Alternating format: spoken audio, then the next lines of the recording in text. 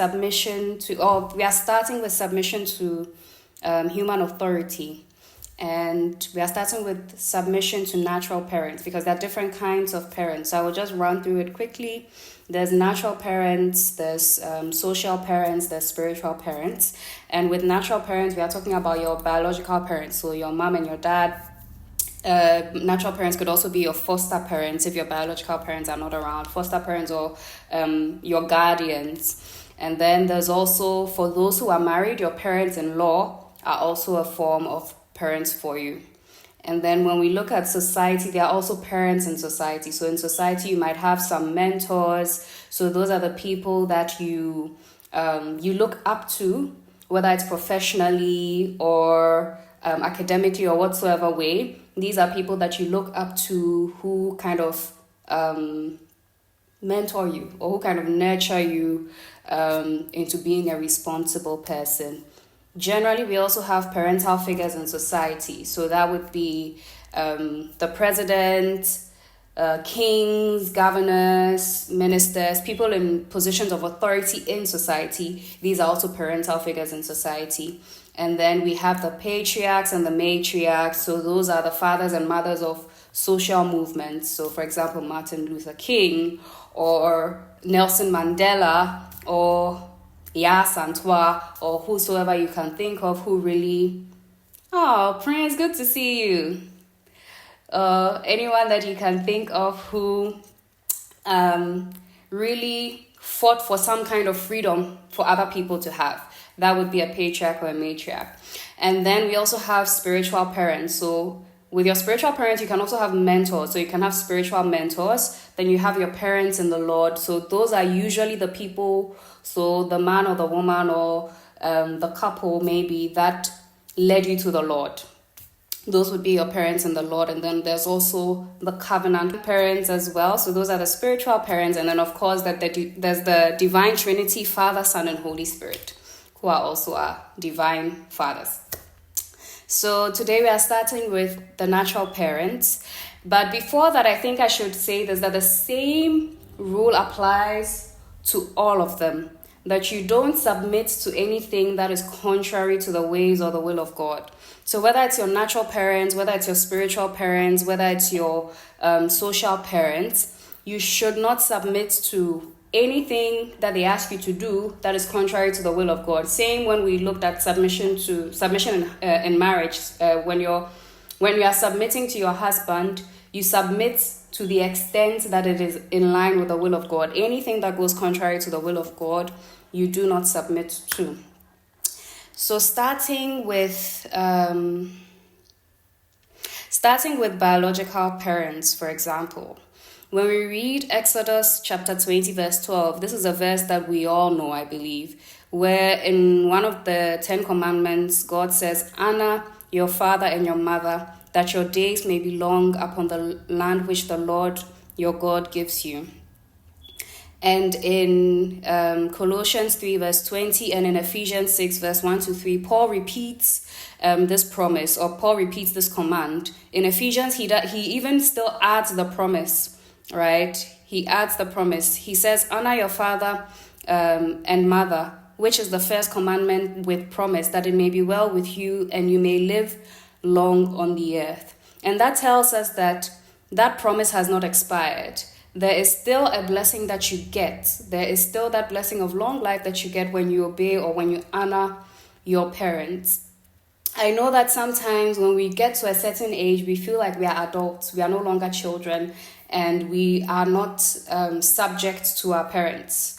Yes, after you are an adult, you are no longer, in quotes, accountable to your parents, but you must still honor your parents. There is still a level of honor that brings a blessing from your parents. So at no point in time should you feel like I am no longer under any obligation to honor my parents. You are under obligation to honor your parents per the word of God.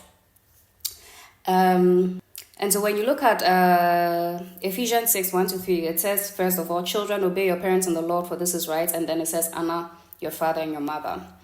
That word there as obey means is translated as hupakao, and that means to listen or to hearken to a command. And so I think that even as we are, I mean, no one here is a child. Every one of us is an adult.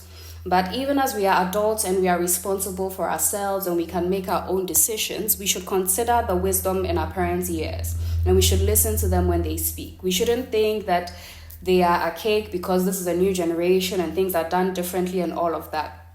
There's a proverb that says that what an adult will see sitting down, a child will never see standing up or so. And as much as that is... it's not a Bible verse, but there's truth to it because there is wisdom in age. And so it is in our best interest if we do pay attention to what our parents say. And up until the age of 20 anyways, all of us are past 20, but up until the age of 20, you are still accountable to your parents. So anyone below the age of 20, I know different countries have different age for adulthood. So some people would say 18, some people would say 21 or whatsoever. But when you look at the Bible, there are so many indications that God considered people under 20 not accountable and everyone beyond 20 accountable. So there's many Bible verses in the Old Testament. So Numbers chapter 1 verse 45, for example. So basically, whenever God was speaking about the Israelites, for example, when he was meting out judgment on the Israelites, for example, he kind of exempted those who were below 20. So when we look at Numbers 145, where it's talking about, I think the men who were allowed to go to war, it says that those who were 20 years and upwards. Numbers 14 verse 29, God is speaking where he says, is it God who's speaking or Moses who's speaking? But basically, it says that your carcasses shall fall in this wilderness and all that were numbered of you. Here God is again meting out judgment, and he says that your carcasses shall fall in this wilderness, all that were numbered of you according to your whole number from 20 years and upwards, which have murmured against me. Numbers 26 verse 2, he again talks about those who are able to go to war in Israel from 20 years and upwards. And then when God mentioned that those who came out of Egypt are not going to go into the promised land, it says in Numbers chapter 32 verse 11, it says that surely none of the men that came out of Egypt from 20 years old and upwards shall see the land I swore unto Abraham, unto Isaac, and unto Jacob. And so from all of these verses, we see that God kind of holds everyone 20 and upwards accountable for themselves, but then below 20, you are still accountable to your parents. And so 20 years and below, your parents' words are not suggestions, but they are actually commands. But then after 20, they become suggestions. But like I said, there's wisdom in their ears, so it's wise if you still pay attention to them. You don't necessarily have to do them, but then you also don't dishonor them or disrespect them simply because you don't agree with them. You still have to be very tactful in how you relate with your parents. And the word honor in Ephesians chapter 6, first it says obey your parents in the Lord, and then it says honor your father and your mother. And so the word honor there means to revere them. And that means that you are to hold your parents in high esteem. And the thing here is, just like we said when it comes to submission to husbands, it's not about whether your husband deserves it or not. It's the same thing here. You don't honor your parents because they deserve it. You honor your parents because you honor God and you love God and you want to walk in the ways of God. Because there are many parents who may not be deserving of honor or who may not be deserving of the respect that God is asking us to give them, but it doesn't mean that gives us the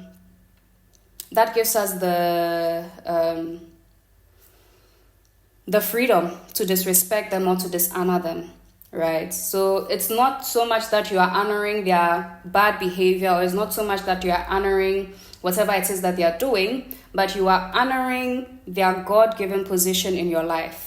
So there's an example that Joyce Meyer always gives. So she was abused by her father for a very long time. I think even from before she was 10, well into her teens. Her father sexually abused her, physically abused her, and all of that. And her mother did nothing about it. And her father didn't apologize until he was like way older. And yet, even before he apologized, even before her mother apologized, God asked her to take care of her parents.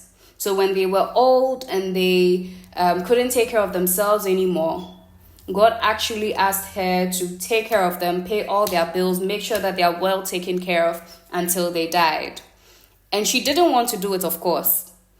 She said, no, I've forgiven him. I don't have anything against him, but I don't want them too close in my life. But she did it anyways because of God, because of what God had said. And in the end, it was this act of love from her that actually led to her father being saved. And of course, this doesn't excuse anything that her father did in the past.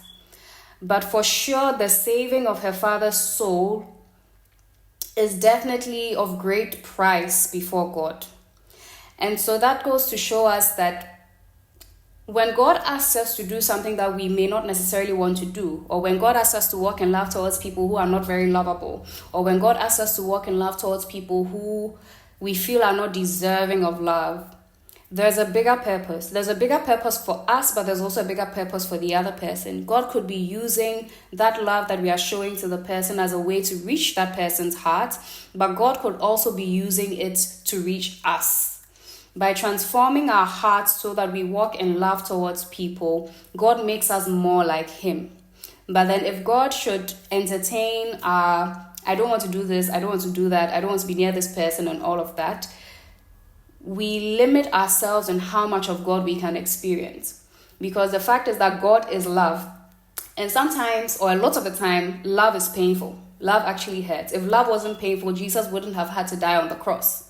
If love wasn't painful, Jesus wouldn't have had to endure all that humiliation, the mockery, and all of that just for our sakes. But because love is painful, and because love does not fail, God had to experience all these things. Jesus had to experience all these things in the form of being fully man and being fully God as well.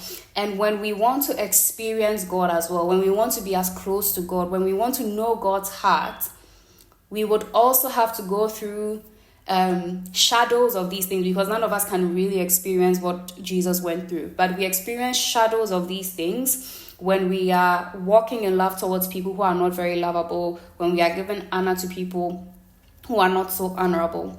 And so when God asks you to honor your parents, He's asking you to honor the position that He has given them in your life.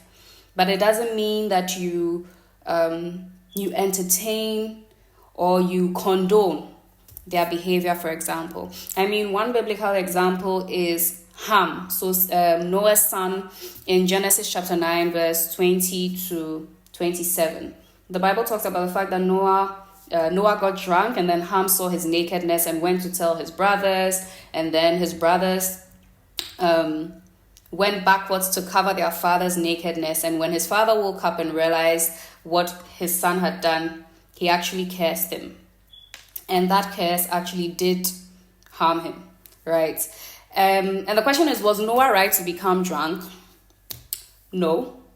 But Ham also did not act in wisdom, right? Rather than covering his father's nakedness, he exposed his father. And that is not what a child, or that is not what someone who wants to honor their parents should do. Even if your parents have erred in some way, you do not expose them. You do not try to prove that you are right and prove that they are wrong.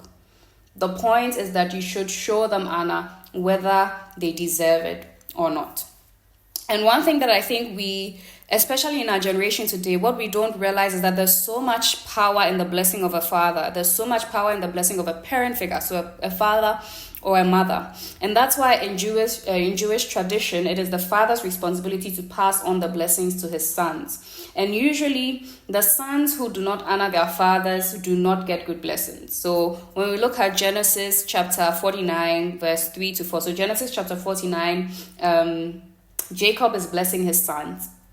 And in verse 3 to 4, he's addressing Reuben.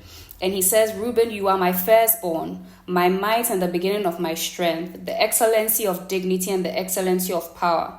Then he says, unstable as water, you will not excel, because you went up to your father's bed and you defiled it. You went up to my couch. So apparently Reuben had slept with one of his father's concubines or so.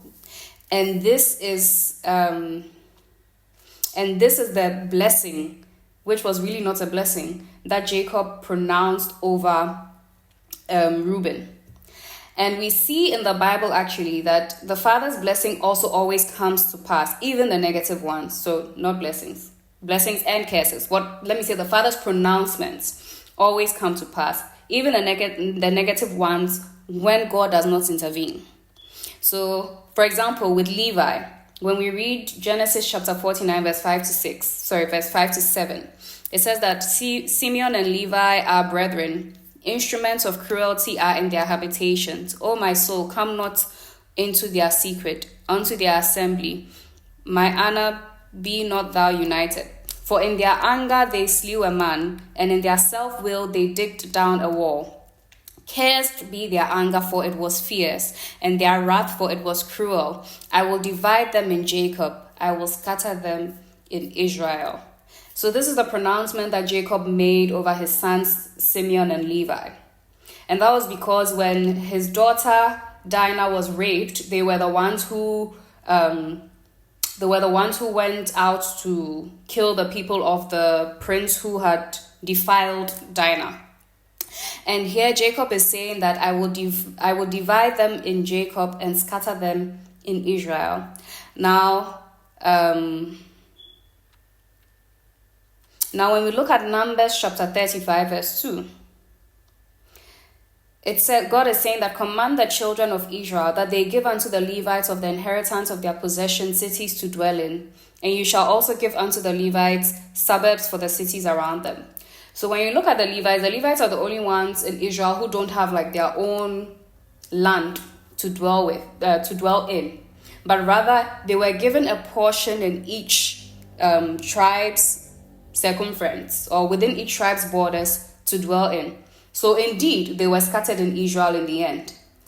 But also, God redeemed them somehow, even though God still made sure that Jacob's words came to pass. God redeemed them somehow, because when the Israelites created the golden calf, and he asked who is on the Lord's side, it was Levi, the tribe of Levi, that came forward, that they are on the Lord's side. And so through that act of obedience, through that act of solidarity with God, they also won favor in the eyes of God. And so in Numbers chapter 8, verse 18, God says, I have taken the Levites for all the firstborn of the children of Israel. So they became God's firstborn. They became precious to God.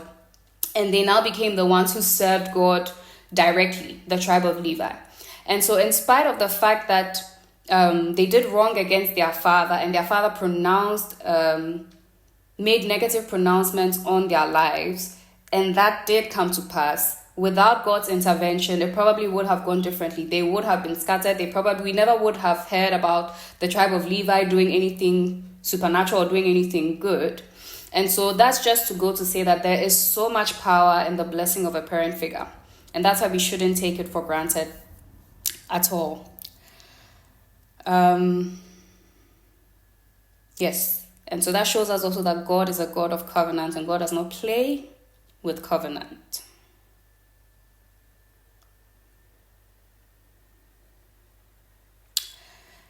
Now, when we look at the things that Jesus said, in Matthew chapter 15, verse 4 to 6, Jesus said, God commanded, saying, honor your father and your mother, and he who curses father or mother, let him die the death. And he who honors not his father or his mother, he shall be free. Oh no, something is missing. But Jesus was basically saying that even though God had said that the Israelites ought to honor their father and their mother, the Pharisees were encouraging the people not to honor their parents. The money that they were supposed to honor their parents with, or the resources they were supposed to honor their parents with, they were taking it they were using the excuse that they are giving that to God. And the Pharisees were saying that, okay, since you are giving it to God, then it's okay. But Jesus was saying that it is not okay. And he says that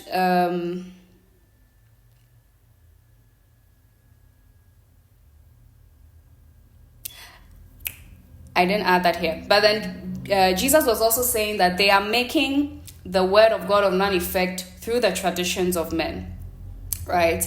And so even Jesus stood for the fact that you should honor your father and your mother. And Jesus himself honored his father and his mother.